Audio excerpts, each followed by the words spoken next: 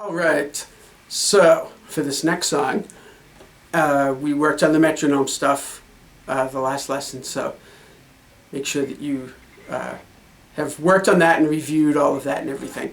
And this next song is A Hazy Shade of Winter. I just dropped my paper. A Hazy Shade of Winter by Simon and Garfunkel.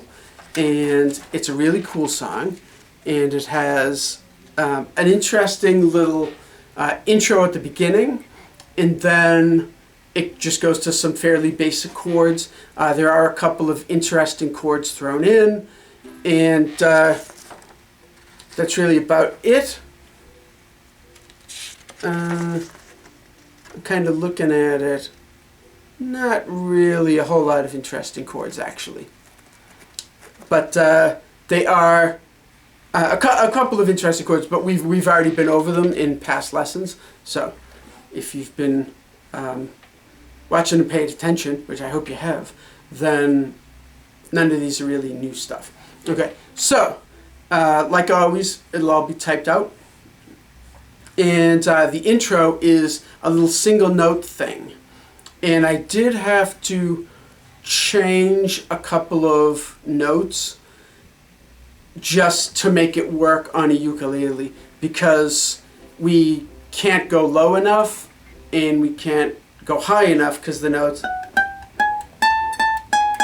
start to just be, sounds like a little toy or something. Dink, dink. So anyway, the intro, okay, it's pretty simple. The first part is, okay, and it really sort of blurs over the bar lines a little bit, but I'm putting it in little like counting type groups, so it'll make sense. So the first part, second fret on the C string twice, first fret on the E string, third fret on the E string, the A string open, third fret on the E string, first fret on the E string, and the open C string. Okay, and the counting for that is really easy. It's all eighth notes. So 1 and 2 and 3 and 4 and... Okay, so do you see what I'm saying? That sounds like it's a downbeat. Sounds like it's sort of a strong beat. But it's on the and after 4 of that measure. So it sort of like blurs a little bit. But anyway, so the timing, if we go to our trusty metronome, I have it set at 77. So 1 and 2 and 3 and 4 and... Pretty easy, okay? So let's play through that. So 1 and 2 and 3 and 4 and 1 and 2 and 3 and 4 and 1 and 2 and 3 and 4 and... So I kept counting just so that you hear how it continues, because it does, okay? But now the next measure comes in on, and I wrote it down right there. Okay, the next little bit, the first note of the next little bit comes in on the and after 1. Okay, so that's further kind of blurring because we don't play on the 1 beat, on the first beat, which normally you would. Okay, so it comes in on and, 2 and then it doesn't play 3 and then you play a note on 4. Okay, so I'll play that. And it's really simple. It's 3 on the E string, 3, 3 on the A string, 1 on the A string, and then 3 on the E string again. Okay, so the timing is 1 and 2 and 3 and 4. Is that right? Yes. So 1 and 2 and 3 and 4 and... Yeah.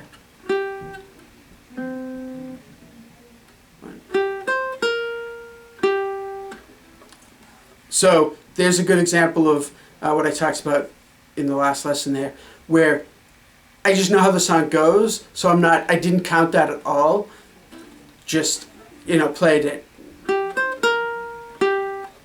And that's that little bit. So now the two parts together,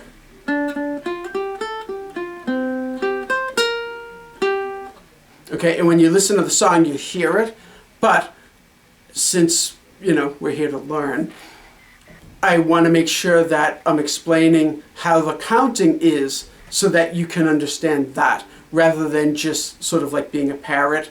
That was supposed to be a parrot, but I'm holding a pick so I couldn't really do it. So instead of just being a parrot, rah, rah, rah, rah, rah, and hearing something and spitting it back without really understanding it. This way you can actually understand what I'm doing. Okay, so now with a metronome, let's see if I can do it. So 1 and 2 and 3 and 4 and...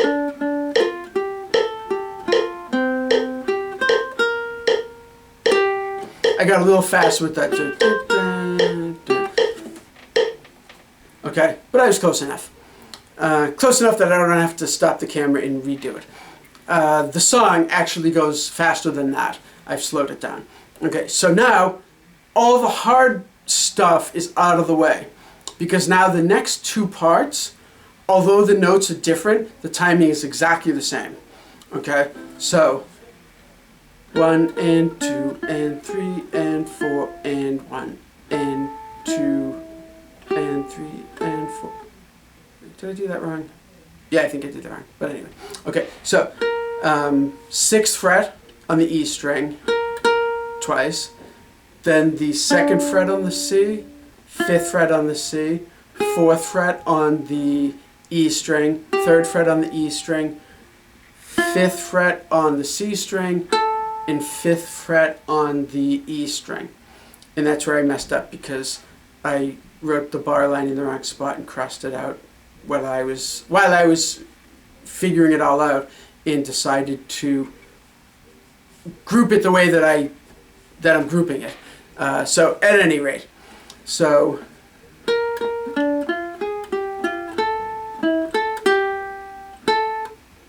okay, and that's that second part. So if I count it, 1 and 2 and 3 and 4 and 1 and 2 and 3 and 4 and.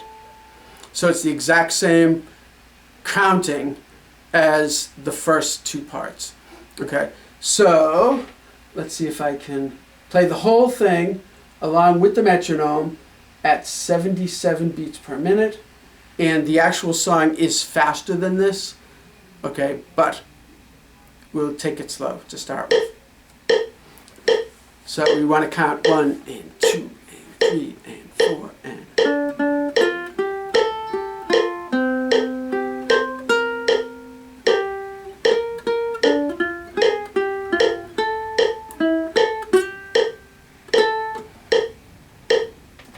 And I missed that one note. I kind of like like that, like into it. But you get the idea. Okay. So let me play it again. 3 and 4 and 2 and 3 and 4 and.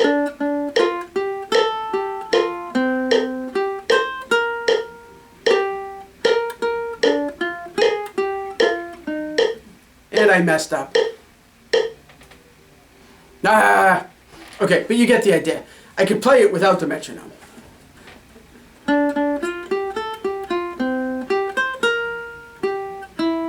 No, I can't.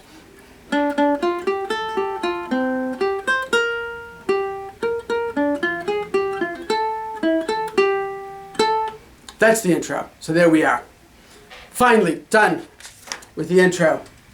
Okay, moving on to the rest of the song. So we have D minor, okay, and everything is one measure long, 4 beats.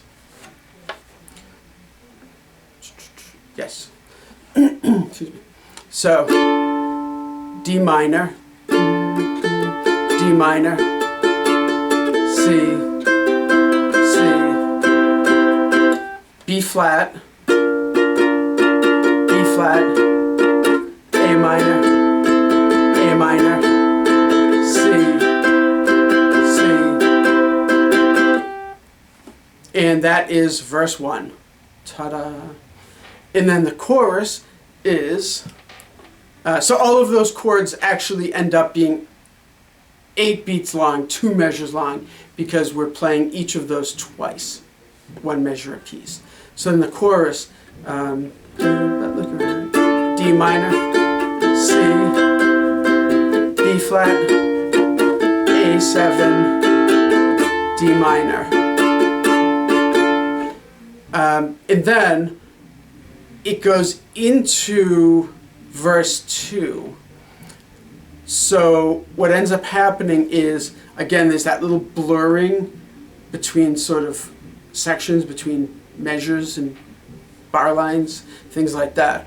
So the end of the chorus is D minor, okay, and that is actually the first D minor of the verse, okay? So what ends up happening is the chorus is D minor, C, B flat, A7, and then D minor is actually the last word of the chorus, but it's really the first D minor of the verse. So we end up with D minor is the verse, C, B flat, A minor, sorry, A minor, C, and then we're at a chorus, okay? And then again, the chorus ends on D minor, which is really the beginning D minor for verse 3. It'll make sense when you listen to the song, trust me. I'm not exactly sure how I'm going to write it out. Probably throw the D minor at the end of the chorus, take it off that and add it to the beginning of the verse. That way now the verse and the choruses are all identical, but they just sort of go into one another anyway. So, you know, really when you're playing it, does it really matter if we call it a verse or a chorus or whatever? You're just playing the song anyway, so it just all goes together. So we end up with the intro, then verse, chorus, verse, chorus, verse, chorus. So 3 times. Oh, and during the chorus, there's also the intro playing underneath the singing. So that would be fairly tricky to pull off. If you could play the intro during the chorus and sing the chorus while you're playing the intro, I'll be very impressed. Definitely do a video of that and share it. That would be awesome. I would just play the chords if you're going to be singing it. And then we get to the bridge. Excuse me. Oh, there are a couple of interesting chords. Haha. So we get to the bridge, and B minor again, F again, C add 9. So you just play a C, where you have the 3rd fret on the A string. You move it up to the 5th fret, and that's a C add 9. Lovely, isn't it? Twice, and then D minor, and then D7 sus2. Really easy. For the D minor, you have, starting from the G, you have 2nd fret, 1st fret, then open. All you do is lift your finger off of the G, and that is a D7 sus2. So D minor, D7 sus2, back to the D minor, and then C, and this is the bridge, B flat, A minor, C, which you may recognize as sort of the ending bit for a verse. Is it? Yes, it is. So the D to the D7 sus2, the D minor to the D7 sus2 to the D minor is sort of like the two D minors at the beginning of each verse, but we have the D7 sus2 kind of thrown in, and that sort of changes it a little bit. We'll just call all of that the bridge. And then we go to a chorus.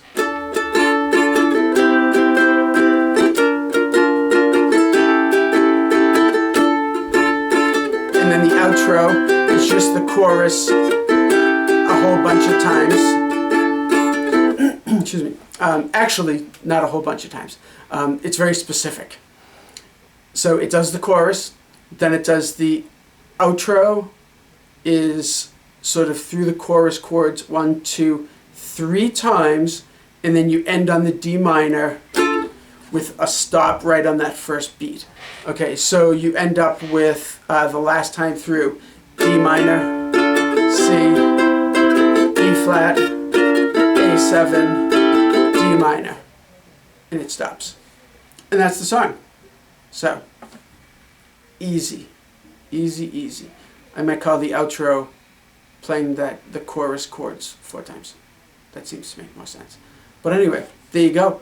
A Hazy Shade of Winter by Simon and Garfunkel. And a band, the Bangles, in the 80s had a big hit with this song. But I believe they did it in a different key, so it won't work out with the chords that I gave you, but it's still a cool version of the song. So there you are, A Hazy Shade of Winter by Simon and Garfunkel, and hope you enjoyed it, and work on that intro, because it's a really cool little intro, and it's fun to play.